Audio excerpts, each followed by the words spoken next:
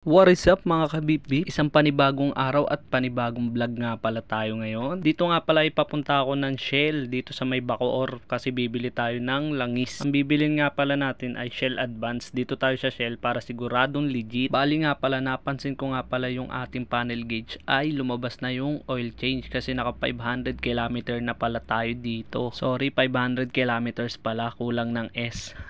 Bali nga pala ay nandito na tayo sa may All Home Imus at pagkalagpas natin dito ay Shell na kaagad. Ayan o, si kuya. Sabi ko kay kuya, pabili ako ng langis at sabi niya sa akin, sunod daw ako sa kanya at tignan yung mga binibenta nilang langis. Sabi ko kay kuya is yung pang scooter. Ang binigay niya kasi sa akin is pang manual. At saka 1 liter din yung binigay sa atin ni sir. Ang bibili natin langis is yung pang scooter at yung 800 liters. Para sakto na lang nating ilalagay sa ating motor at hindi na tayo magbabawas pag 1 liter pa ang ating binili. Ayan ay swak na sa ating motor pag sinali natin. Pagkatapos ko nga palang bumili ng langis ay dumiretso ako dito sa may shop at nakalimutan ko kasi bumili ng gear oil. Dito lang naman to, malapit sa amin sa Paliko 4 lang din naman. Dito nga pala nagtanong ako ng gear oil na pang Honda Click kung magkano nga ba. Ang sabi sa akin is 85. Diyan nga pala binayaran ko na at makauwi tayo at mapalamig tong motor natin. After nga pala natin makabili ng mga kailangan sa pag-change oil, dito ay inayos ko na ang motor at papalamigin natin ng 1 oras. Pagkatapos nga pala ng 1 oras na pagpapalamig kay Mamba ay dito ay didrain na natin siya. Oh, baka may magtanong dyan ba't sa gilid ako nag-change oil? Kaya ako dyan nag-drain kasi wala pa akong ratchet.